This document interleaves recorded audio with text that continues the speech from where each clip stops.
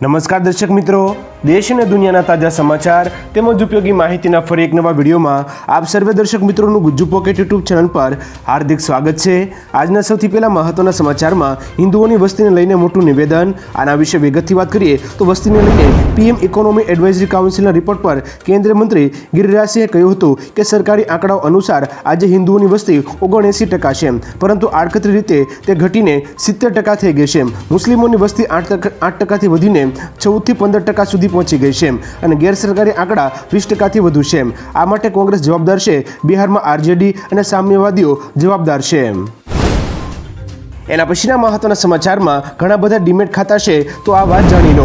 આના વિશે વિગતથી વાત કરીએ તો ભારતમાં ડીમેટ ખાતા ધારકોની સંખ્યા ઝડપથી વધી રહી છે। બ્રોકર દ્વારા ઓફર કરતા ઓછા કમિશન અથવા ફીને કારણે લોકો એક કરતાં વધુ ડીમેટ ખાતા એકાઉન્ટ ખોલે છે।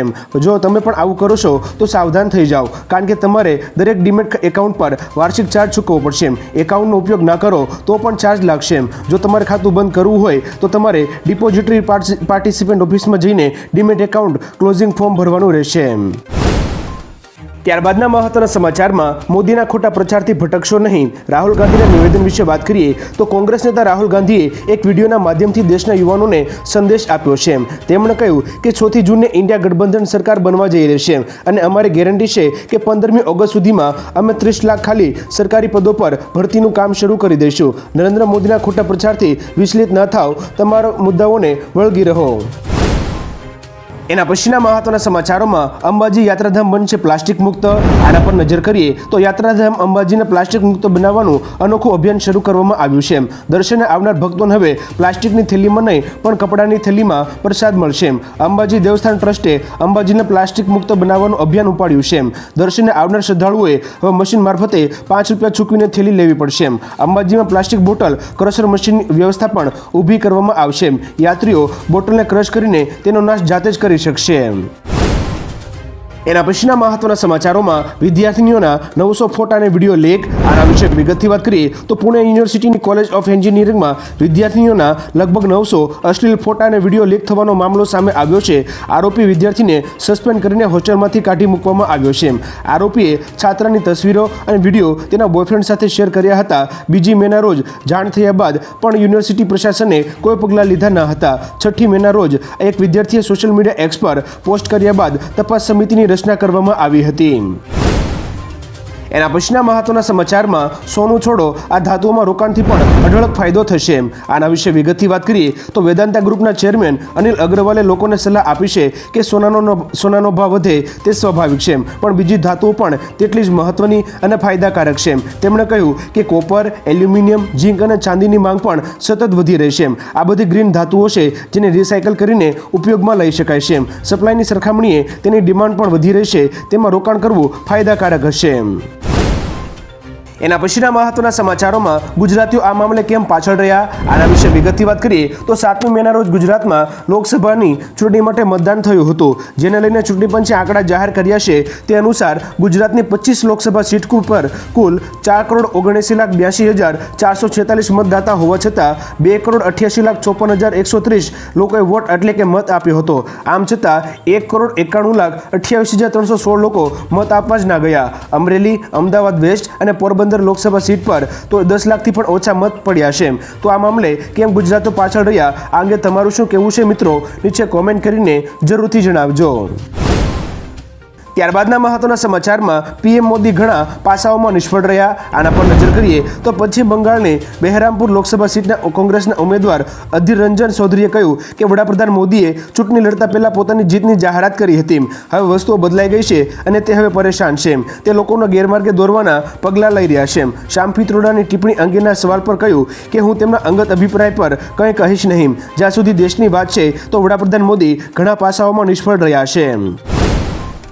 ત્યાર પછીના મહત્વના સમાચારમાં અદાણી વન એપ પર થશે ટ્રેનની બુકિંગ, અન્ય બુકિંગના વિકલ્પ પણ મળશે। આના પર નજર કરીએ તો ઉદ્યોગપતિ ગૌતમ અદાણી ગ્રુપે અદાણી વન એપ લોન્ચ કરી છે। આ એપ દ્વારા યુઝર્સ સરળતાથી ટ્રેનની ટિકિટ બુક કરી શકે છે।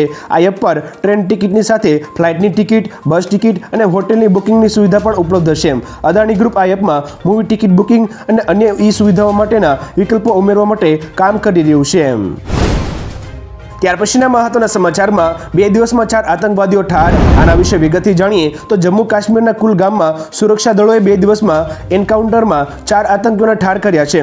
અધિકારીઓના જણાવ્યા અનુસાર રેડવાની વિસ્તારમાં સર્ચ ઓપરેશન દરમિયાન એક ઘરમાં છુપાયેલા આતંકીએ ફાયરિંગ કર્યું હતું.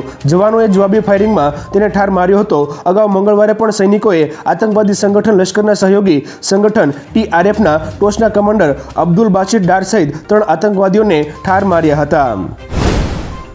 ત્યાર પછીના મહત્વના સમાચારોમાં 46 ડિગ્રી ગરમીમાં શેકાયું બાડમેર. આના વિશે વિગતથી વાત કરીએ તો રાજસ્થાનના બાડમેરમાં મહત્તમ તાપમાન 46 ડિગ્રી સેલ્સિયસ નોંધાયું હતું. રાજસ્થાનમાં આગામી કેટલાક દિવસ માટે ઘણા વિસ્તારોમાં હીટવેવની આગાહી કરવામાં આવી છે. હાલ અનેક વિસ્તારોમાં 40થી વધુ ડિગ્રી તાપમાન નોંધાયું હતું. ગરમીના આવા પ્રકોપને કારણે ભરતપુર જિલ્લાના કલેક્ટરે 9થી 11મી મે સુધી શાળાઓમાં રજા આપી છે. રાજ્યના કેટલાક વિસ્તારોમાં 11થી 13મી મે દરમિયાન વરસાદ પડી શકે છે. ત્યારબાદના મહત્વના સમાચારોમાં મોદી સરકારમાં સરકારી કંપનીઓના માર્કેટ કેપમાં 225%નો વધારો. આના વિશે વિગતથી જાણીએ તો કોંગ્રેસના આક્ષેપોનો જવાબ આપતા નાણામંત્રી નિર્મલા સીતારમણે કહ્યું કે મોદી સરકારના 10 વર્ષના કાર્યકાળ દરમિયાન શેર બજારમાં લિસ્ટેડ 81 સરકારી કંપનીઓના માર્કેટ કેપમાં 225%નો વધારો થયો છે. આ સરકારી કંપનીએ 79%નું જબરદસ્ત વળતર આપ્યું છે.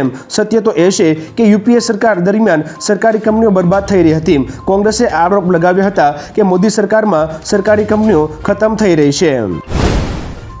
ત્યારબાદના મહત્વના સમાચારોમાં ધોરણ 10નું પરિણામ આ દિવસે જાહેર થશે. આ વિશે વિગતથી જાણીએ તો ગુજરાત બોર્ડનું ધોરણ 10નું પરિણામ 2 દિવસ બાદ જાહેર કરવામાં આવશે. એટલે કે 11મી મે 2024ના શનિવારના દિવસે આ પરિણામ જાહેર થશે. સવારે 8 કલાકે બોર્ડની વેબસાઇટ પર પરિણામ મૂકવામાં આવશે. ત્યાર પછીના મહત્વના સમાચારોમાં 100% પરિણામ ધરાવતી શાળાઓની સંખ્યામાં વધારો.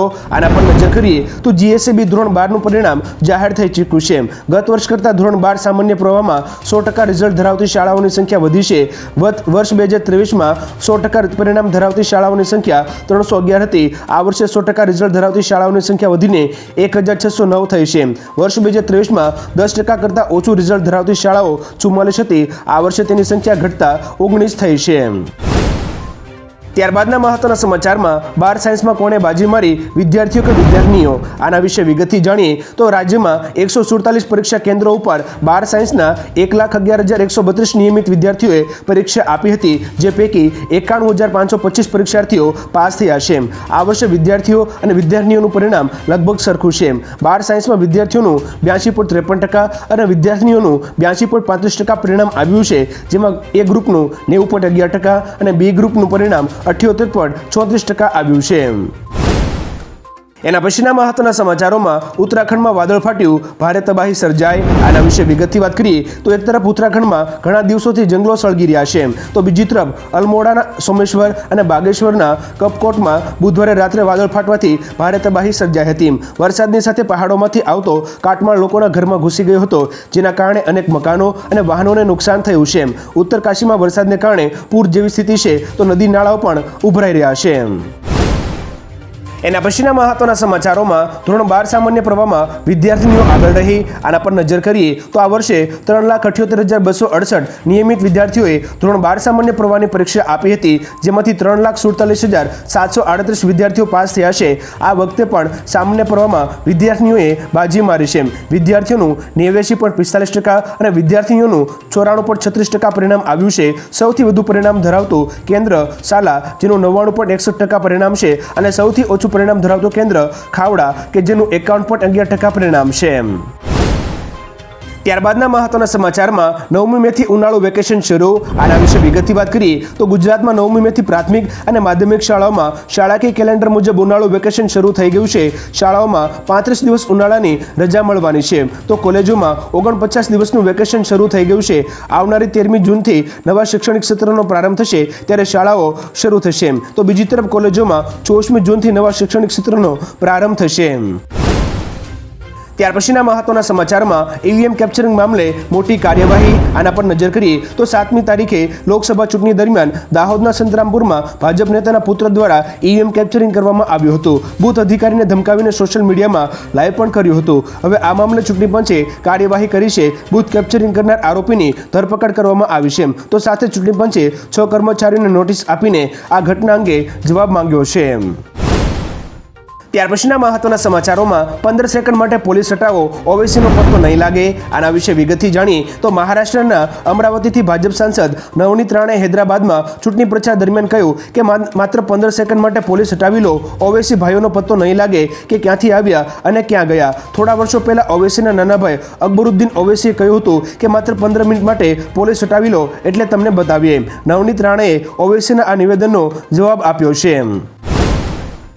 એના પછીના મહત્વના સમાચારમાં ચૂંટણી બાદ આઈટીની મોટી કાર્યવાહી. આના વિશે વિગતથી વાત કરીએ તો લોકસભા ચૂંટણી બાદ ઇન્કમટેક્સ વિભાગ હરકતમાં આવી ગયો છે. ઇન્કમટેક્સ વિભાગે સુરતમાં 12 સ્થળો પર દરોડા પાડ્યા હતા. સુરતના ટેક્સટાઇલ ક્ષેત્રના ઐશ્વર્ય ગ્રુપ ઉપરાંત કોલસા ઉદ્યોગ સાથે સંકળાયેલી એક પેઢીને ત્યાં પણ સર્ચ ઓપરેશન શરૂ કરવામાં આવ્યું હતું. 40થી વધારે લોકોની ટીમ દ્વારા લગભગ 12 સ્થળોએ આર્થિક વ્યવહારોની તપાસ કરવામાં આવી હતી. એના પછીના મહત્વના સમાચારમાં અમેરિકા ભારતનો રાજકીય માહોલ બગાડવા માંગે છે. રશિયાના નિવેદન વિશે વાત કરીએ તો ભારતમાં ચાલી રહેલી લોકસભા ચૂંટણી વચ્ચે રશિયા તરફથી મોટું નિવેદન સામે આવ્યું છે. રશિયાએ અમેરિકા પર આરોપ લગાવ્યો છે કે અમેરિકા ભારતનો રાજકીય માહોલ બગાડવા માંગે છે. રશિયાના વિદેશ મંત્રાલયના પ્રવક્તા મારિયા ઝખારોવાએ કહ્યું કે અમેરિકા ભારતની ધાર્મિક સ્વતંત્રતા અંગે સતત પાયાવિહોણા આરોપો લગાવી રહ્યું છે. તે ભારતના ઇતિહાસ અને રાજકીય બાબતોની સમજ નથી ધરાવતું. એના પછીના મહત્વના સમાચારોમાં અફસોસ હતો તો ચૂંટણી શું કામ લડી, ક્ષત્રિયોનો રૂપાલાને જવાબ. આના વિશે વિગતથી વાત કરીએ તો ચૂંટણી પતી ગયા બાદ પણ ક્ષત્રિયોનો ગુસ્સો શાંત નથી થયો. 8મી મેના રોજ રૂપાલાએ ફરી એક વખત ક્ષત્રિયોની માફી માંગી હતી. ત્યારબાદ હવે ક્ષત્રિયોએ રૂપાલાને જવાબ આપતા કહ્યું છે કે હવે આ સમયે માફીનો શું અર્થ. જો અફસોસ હતો તો સ્વેચ્છાએ ચૂંટણી નહોતી લડવી. ક્ષત્રિય આગેવાનોએ કહ્યું કે અમારી એક જ માંગણી હતી કે રૂપાલાને બદલવામાં આવે. જો તે પૂરી કરી હોત તો ફરી માફી માંગવાની જરૂર ના પડત. ત્યાર પછીના મહત્વના સમાચારોમાં 65 વર્ષમાં મુસ્લિમોની વસ્તી વધી. આના વિશે વિગતથી વાત કરીએ તો ભારતમાં 65 વર્ષમાં મુસ્લિમોની વસ્તીમાં 43.15% વધારો થયો છે અને હિન્દુઓની સંખ્યામાં 7.80% ઘટાડો થયો છે. પીએમની આર્થિક સલાહકાર પરિષદના અભ્યાસ મુજબ 1950 અને 2015 વચ્ચે ધાર્મિક બહુમતી વસ્તી 84.68%થી ઘટીને 78.06% થઈ છે અને 1950માં મુસ્લિમ વસ્તી 9.84% હતી જે વર્ષ 2015માં વધીને 14.09% થઈ. ખ્રિસ્તીઓ, બૌદ્ધ અને શીખોની વસ્તી વધી છે જ્યારે જૈન અને પારસીઓની સંખ્યામાં ઘટાડો થયો છે. ત્યારબાદના મહત્વના સમાચારમાં ગુજરાતમાં મોટી પરીક્ષામાં મોટું કૌભાંડ, લાખોમાં સોદો. આના વિશે વિગતથી વાત કરીએ તો દાહોદમાં લેવાયેલી નીટની પરીક્ષામાં વિદ્યાર્થીઓને ચોરી કરાવવાનો મોટો કૌભાંડનો પર્દાફાશ થયો છે. 10 લાખ રૂપિયા આપીને પરીક્ષામાં ગેરરીતિ કરાવવાની વાત સામે આવી છે. આ મામલે ગોધરાની જય જલારામ શાળાના શિક્ષક તુષાર ભટ્ટ સહિત પરશુરામ રોય અને આરિફ વોરા સામે ફરિયાદ નોંધવામાં આવી છે. પરશુરામ રોય વડોદરાની રોય ઓવરસીઝ કંપનીના માલિક છે. એના પછીના મહત્વના સમાચારમાં ગુજરાતમાં અહીં ફરી યોજાશે ચૂંટણી. આના વિશે વિગતથી વાત કરીએ તો સોશિયલ મીડિયામાં ભાજપ નેતાના પુત્રનો વિડીયો વાયરલ થયા બાદ કેન્દ્રીય ચૂંટણી પંચે મોટી કાર્યવાહી કરી છે. જેમાં દાહોદ લોકસભા બેઠક પરના સંતરામપુરના પ્રથમપુર બૂથ કેપ્ચરિંગ થયું હોવાનું સામે આવતા તપાસ હાથ ધરવામાં આવી હતી. ચૂંટણી પંચે પ્રથમપુર બૂથ પર ફરી મતદાન યોજવાનો આદેશ આપ્યા છે. અહીં 11મી મે 2024ના રોજ ફરી મતદાન યોજાનાર છે. ફરજ પરના કર્મચારીને નોટિસ આપવામાં આવી છે. તંત્ર સફાળું જાગ્યું હતું અને કાર્યવાહી કરી છે. ત્યારબાદના મહત્વના સમાચારમાં શિક્ષણ મંત્રીએ વિદ્યાર્થીઓને શુભેચ્છા પાઠવી. આના પર નજર કરીએ તો શિક્ષણ વિભાગ દ્વારા ધોરણ 12 સામાન્ય પ્રવાહ અને વિજ્ઞાન પ્રવાહનું પરિણામ જાહેર કરવામાં આવ્યું હતું. જેમાં વિજ્ઞાન પ્રવાહનું 82.50% અને સામાન્ય પ્રવાહનું 91.93% પરિણામ આવ્યું છે. વિદ્યાર્થીઓના ચહેરા પરની ખુશીને જોઈ શિક્ષણ મંત્રી પ્રફુલ પાનસેરીએ બોર્ડના દરેક વિદ્યાર્થીઓને ઉજ્જવળ ભવિષ્યની શુભેચ્છાઓ પાઠવી છે. સારું પરિણામ આવતા વિદ્યાર્થીઓ અને વાલીઓમાં ભારે ઉત્સાહ જોવા મળ્યો છે. એના પછીના મહત્વના સમાચારમાં કેજરીવાલ મુખ્ય ષડયંત્રકાર, ઈડીના આક્ષેપો વિશે વાત કરીએ તો એન્ફોર્સમેન્ટ ડિરેક્ટોરેટ દિલ્હીના કથિત દારૂ કૌભાંડ સંબંધિત મની લોન્ડરિંગ કેસમાં શુક્રવારે એટલે કે આજે સુપ્રીમ કોર્ટમાં ચાર્જશીટ દાખલ કરશે. ઈડીએ ચાર્જશીટમાં દિલ્હીના મુખ્યમંત્રી અરવિંદ કેજરીવાલને આરોપી બનાવ્યા છે. ઈડીનું કહેવું છે કે કેજરીવાલ સમગ્ર કેસના મુખ્ય ષડયંત્રકાર છે. શુક્રવારે સુપ્રીમ કોર્ટ કેજરીવાલના વચગાળાના જામીન અને ઈડીની ધરપકડ સામે દાખલ કરવામાં આવેલી અરજી પર ચુકાદો આપશે.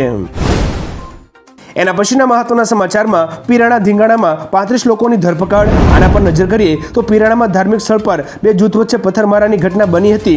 આ ઘટના બાદ પીરાણા પોલીસ છાવણીમાં ફેરવાયું છે. હાલમાં અહીં શાંતિ છવાઈ છે. પોલીસે કાર્યવાહી કરતા બંને પક્ષ તરફથી લોકોની ધરપકડ કરી છે. જેમાં એક પક્ષના 18 લોકો અને બીજા પક્ષના 17 લોકો એમ કુલ 35 લોકોની ધરપકડ કરવામાં આવી છે. તમામની સામે પોલીસે હત્યાનો પ્રયાસ, ધાર્મિક લાગણી દુભાવી સહિતની ગંભીર કલમ હેઠળ ફરિયાદ નોંધી છે. ત્યારબાદના મહત્વના સમાચારમાં એક સાથે થઈ 4 સિસ્ટમ સક્રિય. આના પર નજર કરીએ તો હવામાન વિભાગ અનુસાર ગુજરાતમાં એક સાથે 4 સિસ્ટમ સક્રિય થઈ ગઈ છે.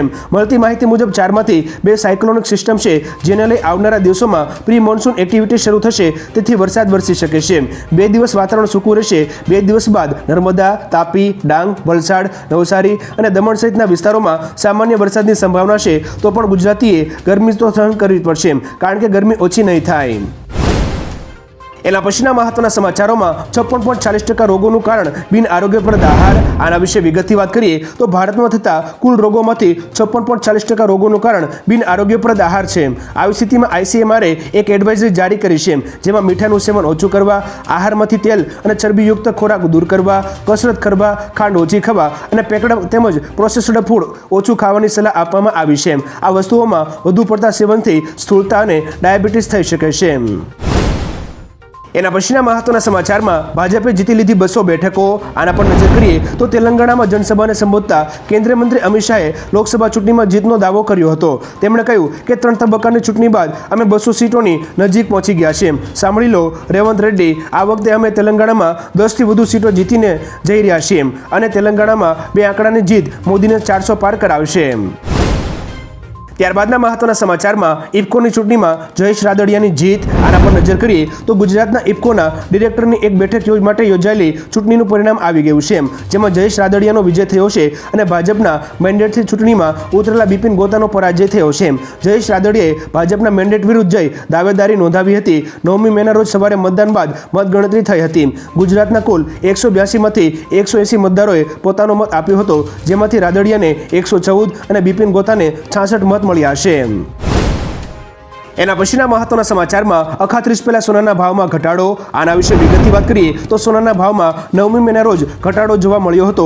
24 કેરેટ સોનું 21 રૂપિયા સસ્તું થઈને 71,624 રૂપિયા પ્રતિ 10 ગ્રામ પર પહોંચી ગયું હતું. 22 કેરેટ સોનું 65,608 રૂપિયા અને 18 કેરેટ સોનું 53,718 રૂપિયા પ્રતિ 10 ગ્રામ છે. જ્યારે ચાંદી મોંઘી થઈ ગઈ છે. ચાંદી 754 રૂપિયા મોંઘી થઈ અને 82,296 રૂપિયા પ્રતિ કિલો પર પહોંચી ગઈ હતી. એના પછીના મહત્વના સમાચારમાં તારક મહેતા કા ઉલ્ટા ચશ્માના સોઢી અંગે મોટું અપડેટ. આના વિશે વિગતથી વાત કરીએ તો તારક મહેતાના ઉલ્ટા ચશ્માના સિરિયલમાં સોઢીનું પાત્ર ભજવનાર એક્ટર ગુરુ ચરણસિંહ ગત તારીખ 22મી એપ્રિલથી ગુમ છે. હજુ સુધી કોઈ ભાળ મળી નથી. તેવામાં એક મોટું અપડેટ સામે આવ્યું છે. પોલીસના જણાવ્યા અનુસાર ગુરુ ચરણસિંહ 10 બેંક એકાઉન્ટનો ઉપયોગ કરતો હતો. આ ઉપરાંત એવી વાત પણ સામે આવી છે કે તે આર્થિક સંકટનો સામનો કરી રહ્યો હતો. એક ક્રેડિટ કાર્ડનું બિલ બીજા ક્રેડિટ કાર્ડ વડે ભરતો હતો, જેથી કેસ વધારે ગૂંચવાયો છે. એના પછીના મહત્વના સમાચારમાં 4 પત્ની અને 40 બાળકો ભારતમાં નહીં ચાલે. આના વિશે વિગતથી વાત કરીએ તો ઉન્નાવના ભાજપના સાંસદ સાક્ષી મહારાજનું એક વિવાદિત નિવેદન સામે આવ્યું છે. તેણે કહ્યું છે કે મુસ્લિમોની વસ્તીમાં વધારો થવો તે ભારત જેવા લોકતાંત્રિક દેશ માટે ઘાતક બની શકે છે. 4 પત્ની અને 40 બાળકો ભારતમાં ન ચલાવી લેવાય. હિન્દુસ્તાનમાં હિન્દુ વસ્તીમાં ઘટાડો થવો તે સારા સંકેતો નથી. જ્યારે હિન્દુઓની વસ્તી ઘટી છે ત્યારે દેશનું વિભાજન થયું છે. સાક્ષી મહારાજના આ નિવેદન બાદ વિવાદ શરૂ થયો છે. ત્યારબાદના મહત્વના સમાચારમાં નીટ કૌભાંડમાં કંપનીના માલિકની થઈ ધરપકડ. આના પર નજર કરીએ તો નીટ ચોરી કૌભાંડમાં મોટી કાર્યવાહી કરવામાં આવી છે. આ કૌભાંડમાં રોય ઓવરસીઝના માલિકની ધરપકડ કરવામાં આવી છે. વડોદરા SOG પોલીસે પરશુરામ રોયની તેની ઓફિસથી ધરપકડ કરી છે, જે રોય ઓવરસીઝ નામની કંપનીનો માલિક છે. નીટ પરીક્ષામાં ચોરી કૌભાંડમાં કંપનીના માલિકનું નામ ખુલતા પોલીસે કાર્યવાહી કરતા તેને વડોદરાથી ઝડપી લીધો છે. પંચમહાલની પોલીસની સાથે વડોદરા પોલીસ પણ જોડાઈ છે. એના પછીના મહત્વના સમાચારમાં ગુજરાતમાંથી પાકિસ્તાની જાસૂસ ઝડપાયો. આના વિશે વિગતથી વાત કરીએ તો ભરૂચના ઝઘડિયામાંથી પોલીસે પાકિસ્તાની જાસૂસ ઝડપી પાડ્યો છે. જાસૂસ ઝડપાતા સમગ્ર વિસ્તારમાં ખળભળાટ મચી ગયો છે. ગાંધીનગર CID ક્રાઇમે પાકિસ્તાની જાસૂસની ધરપકડ કરી છે. આરોપી મિસાઇલ તથા ડ્રોન ટેકનોલોજીની માહિતી દુશ્મન દેશને મોકલતો હોવાનું સામે આવ્યું છે. આરોપી સોશિયલ મીડિયા મારફતે પાકિસ્તાની આર્મી અને જાસૂસી સંસ્થાઓને માહિતી આપતો હતો. પોલીસે જાસૂસને દબોચી કાર્યવાહી હાથ ધરી છે. એના પછીના મહત્વના સમાચારમાં સંજય રાઉતે PM મોદીને લઈને વિવાદિત નિવેદન આપ્યું. આના વિશે વિગતથી વાત કરીએ તો શિવસેના UBT નેતા સંજય રાઉતે વડાપ્રધાન મોદીને લઈને વિવાદિત નિવેદન આપ્યું છે. તેમણે કહ્યું કે ઔરંગઝેબનો જન્મ ગુજરાતમાં થયો હતો. આ જ કારણ છે કે તેઓ એટલે કે વડાપ્રધાન મોદી અને અમિત શાહ અમારી સાથે ઔરંગઝેબ જેવો વ્યવહાર કરી રહ્યા છે. યાદ રાખો કે મહારાષ્ટ્રમાં આપણે ઔરંગઝેબને દફનાવ્યો અને તેની કબર ખોદી. તો નરેન્દ્ર મોદી તમે કોણ છો? એના પછીના મહત્વના સમાચારમાં નીટ કૌભાંડ મુદ્દે યુવરાજસિંહના સરકાર પર આક્ષેપ. આના વિશે વિગતથી વાત કરીએ તો નીટ ચોરી કૌભાંડને લઈને વિદ્યાર્થી નેતા યુવરાજસિંહે સરકાર પર આક્ષેપ કરતા કહ્યું કે જેમ નીટ કૌભાંડમાં વિદ્યાર્થીઓ પાસેથી 10 લાખ રૂપિયા લઈ કૌભાંડ આચર્યું છે તેમ ક્લાર્કની પરીક્ષામાં ચોરી કરાવાઈ હતી અને સરકારનું ધ્યાન દોરવા છતાં કોઈ પગલાં લેવાયા ન હતા. જે પેપર લીકનો કાયદો અમલમાં છે તો તે નીટની પરીક્ષામાં પણ લાગુ થવો જોઈએ. કૌભાંડ મામલે પોલીસે રોય ઓવરસીઝના કંપનીના માલિકની ધરપકડ કરી છે. ત્યાર પછીના મહત્વના સમાચારમાં બાળકે બીજેપીને મત આપ્યો, વિડીયો થયો વાયરલ. આના વિશે વિગતથી વાત કરીએ તો ભાજપને મત આપતા બાળકનો વિડીયો વાયરલ થયો છે, જેમાં એક બાળકને તેના પિતાએ ભાજપને મત આપવા માટે ઈવીએમ મશીનની સ્વિચ દબાવવાનું કહ્યું હતું. વાયરલ વિડીયોમાં ભાજપના નેતા તેમના બાળક પાસે વોટ નંખાવી રહ્યા છે, જેને લઈને ફરિયાદ દાખલ થઈ છે. કાર્યવાહીના પગલે પ્રિસાઇડિંગ ઓફિસરને સસ્પેન્ડ કરવામાં આવ્યા છે. વાયરલ વિડીયો ભોપાલનો છે અને જેમાં બીજેપી કાર્યકર્તા અને જિલ્લા પંચાયત સદસ્ય વિનય મેહેરે તેના બાળક પાસે બીજેપીને વોટ નખાવ્યો હતો. ત્યારબાદના મહત્વના સમાચારમાં 13મી મે સુધી વાવાઝોડું અને વરસાદ. આના વિશે વિગતથી વાત કરીએ તો ઉત્તર ભારતમાં 9 થી 13મી મે દરમિયાન હળવાથી મધ્યમ વરસાદની શક્યતા છે. આ દરમિયાન ભારે પવન સાથે વાવાઝોડું આવવાની પણ શક્યતાઓ છે. રાજસ્થાનમાં 9 થી 10મી મેના રોજ કાળઝાળ ગરમી પડશે. મધ્ય, પૂર્વ અને દક્ષિણ રાજ્યોમાં 12મી મે સુધી વરસાદ, વાવાઝોડાનું એલર્ટ છે. મંગળવારે તમિલનાડુ, તેલંગાણા અને બિહાર અને મધ્યપ્રદેશ, હિમાચલ, પૂર્વ રાજસ્થાન અને વિદર્ભમાં વરસાદની સાથે કરા પણ પડ્યા હતા. ઉત્તર પૂર્વમાં પણ હવામાન બદલાશે. ત્યાર પછીના મહત્વના સમાચારમાં એર ઇન્ડિયા કેબિન ક્રૂએ હડતાળ સમેટી. આના વિશે વિગતથી વાત કરીએ તો એર ઇન્ડિયાના કર્મચારીઓએ હડતાળ પરત ખેંચી છે. મુખ્ય શ્રમ કમિશનરે કહ્યું કે એરલાઇન 25 છૂટા કરેલા કર્મચારીઓને પરત લેશે. કંપનીના 300થી વધુ કેબિન ક્રૂ કર્મચારીઓએ બીમાર હોવાનું બહાનું કરી કામ પર આવવાનો ઇનકાર કર્યો હતો. ક્રૂ મેમ્બર્સના વલણને કારણે એરલાઇને શિસ્તભંગના પગલાંના ભાગરૂપે દરેકને છૂટા કરવાનો પત્ર મોકલ્યો હતો, જે હવે સર્વસંમતિ પર પહોંચ્યા બાદ કંપની દ્વારા તે પરત ખેંચવામાં આવ્યો છે.